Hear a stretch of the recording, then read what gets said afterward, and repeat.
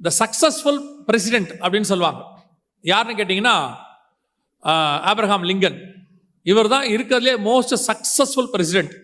இவர் தான் அமெரிக்காவை ஒரு ரைட் பாதைக்கு வடிவமைச்சவர். ஆனால் இவர் தேவ மனுஷன், நல்ல ஆண்டவரை தேடுற ஒரு மனுஷன், பைபிள் வாசிக்கிற மனுஷன். ஒரு நாள் ஒரு பெரிய பணக்காரர், அந்த அமெரிக்காவில் இருக்கிற மில்லியனர், அவர் என்ன பண்ணுறாரு, இவர்கிட்ட அப்பாயின்மெண்ட் கேட்குறாரு. இந்த மாதிரி உங்களை நான் பார்க்கணும் அப்படின்னு சொல்லி. ஆப்ரஹாம் லிங்கனுக்கு த மோஸ்ட் பிஸியஸ்ட் பிரசிடென்ட். ஏன்னா அவர் அப்போ தான் அமெரிக்காவே வடிவமைக்கிறாங்க.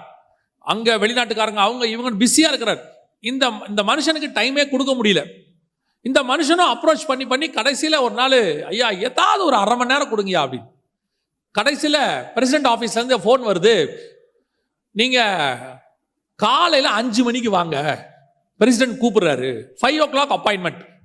அமெரிக்காவில் 5 மணி குளிருங்கிறது எப்படி இருக்குன்னு உங்களுக்கு தெரிஞ்சிருக்காதுன்னு நினைக்கிறேன். பெங்களூரை விட ஒரு 4 மடங்கு அதிகமாக இருக்கும்.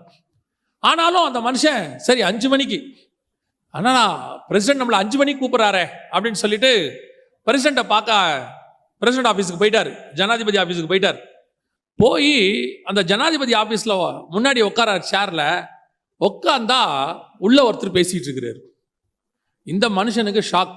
நம்மளே 5 மணிக்கு வந்திருக்கிறோம், யாரோ ஒருத்தருக்கு 4:30 மணிக்கு அப்பாயின்மெண்ட் கொடுத்துருக்கிறார், அவர் 5 மணி வரைக்கும் பேசிக்கிட்டு இருக்கிறார் அப்படின்ட்டு. சரியா 5 மணி உள்ளேருந்து பெல் அடிக்கிறார், உள்ள வாங்க அப்படின்னு சொல்லி. இவர் வெயிட் பண்ணுறாரு, உள்ள போல, திருப்பி பெல் அடிக்கிறார், உள்ள வாங்க அப்படின்னு. உள்ளே போய் கதவை திறந்துட்டு இப்படி பார்க்குறாரு. உடனே லிங்கன் கேட்டாராம், என்ன பார்க்குறீங்க அப்படின்னு.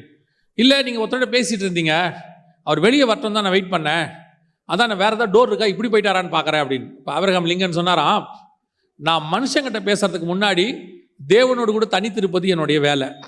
டெய்லி ஃபஸ்ட்டு நான் ஆண்டவர்கிட்ட தான் பேசுவேன், அதுக்கப்புறம் தான் நான் மனுஷங்கிட்ட பேசுவேன். இன்றைக்கி உங்களுக்கு 5 மணிக்கு அப்பாயின்மெண்ட்டு, அதனால் நான் மார்னிங் ஒரு 4 o'clockலாம் எழுந்திரிச்சு நான் ரெடி ஆகி ஒரு 1 hour ஆண்டவர்கிட்ட பேசிட்டேன்.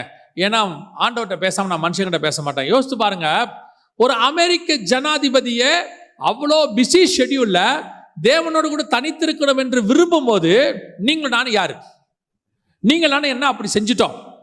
வேலை இருக்கு, நான் இல்லைன்னு சொல்லலை. இயேசுநாதர் கூட சாயங்காலம் வரைக்கும் இருந்தார்.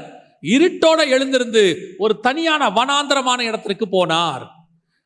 ஈசாக்கு சாயங்கால வேளையில தியானம் பண்ணும்படி வெளியில் போயிருந்தான். எல்லாரையும் விட்டுட்டு எல்லாம் ரிலாக்ஸ் ஆகி மொத்தத்தையும் கொஞ்சம் ஓரமா வச்சுட்டு தேவனோடு கூட தனித்து இருக்கணும், ஆண்டவர்கிட்ட உட்கார்ந்து இருக்கணும். அப்பதான் அவர் என்ன சொல்றாருன்னு உங்களுக்கு கேட்கும். பல நேரங்கள்ல நீங்கள் போய் உட்கார்ந்து ஆண்டவர்கிட்ட நீங்க தான் பேசிக்கிட்டு இருக்கிறீங்க, ஆண்டவர் பேசுனதை கேட்டீங்களா? இந்த வசனம் என்ன சொல்லுது? ஏசாயா